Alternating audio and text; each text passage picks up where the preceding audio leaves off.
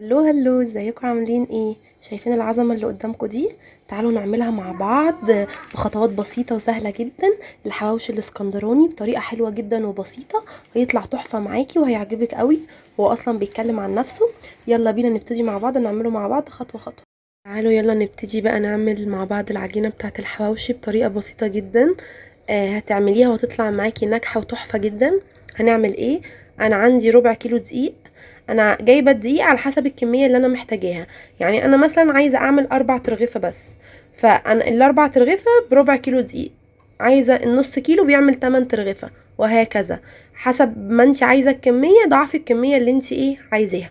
انا هعمل 4 ترغيفه بس، فعندي ربع كيلو دقيق. وعندي الطبق ده فيه ايه بقى؟ معلقه كبيره سكر ومعلقه كبيره خميره، وده معلقتين زيت، وعندي ملح. شايفين مقادير ابسط من كده يا جماعه؟ وهيطلع ناجح وحلو معاكي جدا. يلا بينا نعمله. انا بقى مدفيه الميه على النار. تعالوا الاول نعمل التست بتاع الخميره. هنعمل تيست الخميره. نعمل تيست الخميره ازاي؟ الخميره ممكن بحاجه بسيطه جدا تفشل منك وانت مش عارفه السر في ايه، وتقولي ما خمرتش وباظت. لا، لازم الاول نعمل لها تيست قبل ما نعمل اي حاجه. جبت كوبايه وهحط فيها معلقه السكر ومعلقه الخميره بتوعي، وانا بقولك زي ما بقولك مدفيه ميه. طيب انا لازم تبقى الميه سخنه سخنه زي دمعه العين، مش سخنه نار، يعني تحطي ايدك فيها تقدري ان انت تستحمليها. وهضيف الميه السخنه شويه صغيرين بس، مش عايزه غير. وهقلبهم كده كويس بالمعلقه بس. وهغطي عليهم لحد ما تبتدي ان هي تعلى وتقب معايا. ما قبتش يبقى ما احطهاش على العجينه بتاعتي عشان ما تبص تبقى الخميره بايظه. قبت هشتغل بيها. شايفين يا جماعه الخميره عليت ازاي معايا؟ زي ما قلتلك يبقى هي كده ناجحه. هبتدي بقى ان انا احطها على الدقيق بتاعي. ادي الدقيق هنزل عليه بالخميره بتاعتي، مش مشكله. هحط في الكوبايه شويه ميه تاني عشان اخد بقيت كميه الخميره. وهنزل ببقيه الكميه اهو. وهحط معلقتين الزيت بتوعي، حطيتهم اهو.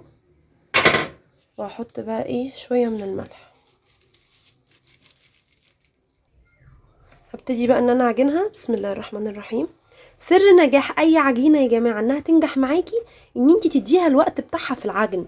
يعني مش عجينها كده وخلاص، لا، لازم تتعجن وتندمج مع بعض وتبقى كويسه. جنب الميه احتجت ميه هزود اعجن فيها، وعماله احط لها الميه لحد اما تلم معايا وتبقى عجينه كويسه. شايفين ابتدت انها تلم معايا اهو. هنزل عليها برشه دقيق كده بسيطه عشان اعرف ان انا المها كويس. ابتدي ان انا اعجن برضو فيها. هي لمت معايا اهو زي ما انا وريتكم، بس انا مش عايزاها كده. هفضل اعجن فيها بتاع 5 دقايق كده لحد اما تديني الملمس اللي هو الناعم، وتبقى العجينه طريه كده في ايدي. اسيبها بقى. شايفين؟ خلاص انا مش محتاجه اعجن فيها اكتر من كده.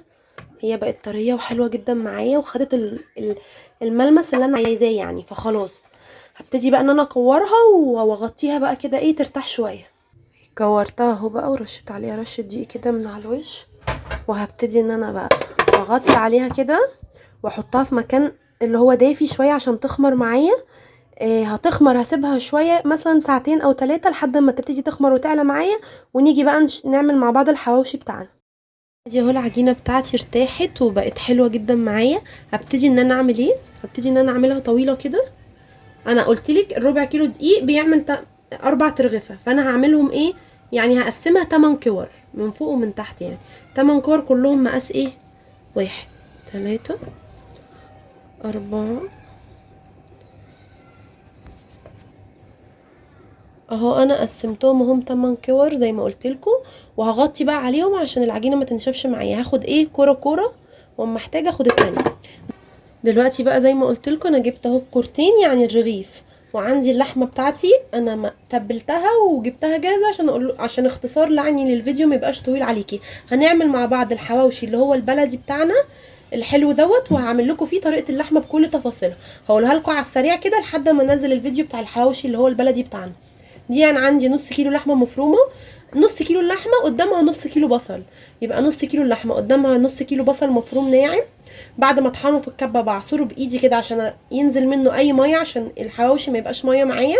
وحط عليه بقى كيس 11 بهار فلفل اسود، ملح، وحط عليه واحده جوز الطيب بشرها. جوزة الطيب بتعلي التست بتاع الحواوشي قوي، بتخليها طعمها حلو جدا. وحاطه مع نص كيلو البصل ايه بقى، قرنين فلفل فرماهم مع البصل كده ناعم، فرماهم هنا في الحواوشي دوت عشان مش عايزاهم يبانوا، فرمتهم مع البصل. فرمت كده قرن فلفل احمر وقرنين فلفل اخضر، بيدي طعم وريحه، ويا بقى لو مشطشط مع الحواوشي الاسكندراني بيبقى الطعم رهيب. عملته بقى كده وحطيت الملح وبس، مش اكتر من كده. عندك ليا، ابشري شويه ليا وحطيهم عليها، هيخلي الطعم حلو. زي ما قلت لكم، انا قلتها لكم على السريع، وهعملها لكم فيديو تفصيل بالظبط وانا بعمل الحواوشي البلدي بتاعتنا. يلا بقى نشكل الرغيف. هبتدي ان انا افرد العجينه كده بايدي على شكل مدور.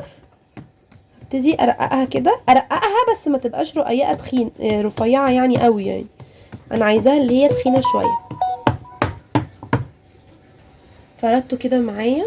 هاخد بقى ايه شويه لحمه مفرومه كده من اللي انا متبلاها حبه كده كويسين، وابتدي ان انا افردها على العجينه بتاعتي. زي ما قلت لكم الحواوشي الاسكندراني بالذات بيحب يبقى مشطشط، فانا مشطشطه اللحمه بتاعتي، يفتح نفسك على الاكل كده، بيبقى طعمه حلو. في بقى بيحط يا جماعه على الحواوشي جبنه موتزاريلا، طماطم وفلفل وزيتون، ده انا هعمل وش بيتزا. لا، انا بالنسبه لي كده الحواوشي بيتقلب لبيتزا معايا. زي ما قلت لكم حواوشي بالنسبه لي يعني عيش ولحمه من غير اي حاجه تانية. الحواوشي بتاعنا دوت لا جبنه موتزاريلا ولا وش بيتزا. زي ما قلت لكم انا فردت العجينه زي ما قلت لكم من ناحيه الرغيفين على قد بعض، وحطيت اللحمه وحطيت دي من على الوش. ركزي بقى معايا كده انا هقفله ازاي. انا حطيته، ابتدي ان انا اعمله كده عشان اضمن ان هو اما يدخل الفرن ما يفصلش عن بعضه كده، اللي هو هيلحم في بعضه الرغيفين كويس جدا. وزي ما قلت لكم انا حطيت اللحمه وحطيت من وراها دوت طبقه العيش العجينه اللي على الوش وقفلت كويس كده. هو لو تاخدوا بالكم هو بيبقى شكل المحلات الشكل اللي انا عاملاه ده اصلا اهو. ابتدي برضو عشان اتاكد اعمل ايه، اقفل بالشوكه كويس، اقفل بالشوكه ايه كويس اهو. شايفين؟ حلو جدا كده، عمره ما هيفك مني.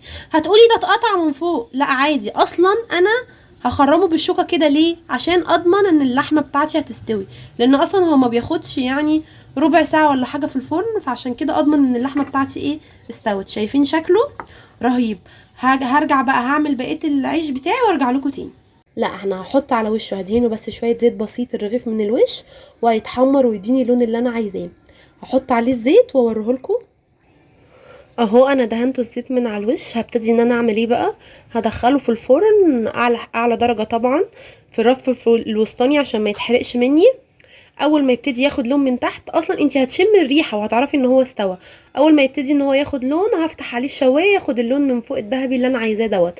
هتلاقيه بقى اللي هو نزل الدسم بتاعه والعجينه بتاعتي شربته. هحطه بقى في الفرن وارجع اوريهولكوا بعد ما يستوي ان شاء الله. اهو يا جماعه الحواوشي بتاعي بعد ما طلع من الفرن، شايفين خد اللون الذهبي الجميل، طلع رهيب رهيب بجد. بصوا انا هعمل ايه، انا هغطيه شويه كده 5 دقايق عشان ان هو يطرى معايا ما يبقاش مقرمش. هغطيه قبل ما اقدمه معاكم وان هو يطرى معايا. ونرجع بقى نغرفه مع بعض. شايفين يا جماعه لونه رهيب بجد؟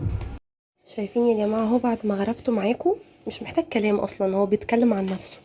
جربوه تحفه بجد، هيعجبكم قوي. مع بقى شويه مخلل مع شويه كاتشب شويه بيبس، انت مش محتاجه حاجه تاني. تحفه وطلع اللون جميل. عملت معاكم النهارده الحواوشي الاسكندراني بطريقه سهله جدا وبسيطه، هيعجبك قوي. جربيه واتمنى تقولي لي رايك فيه ايه، وما تنسوش تعملوا سبسكرايب ولايك للقناه.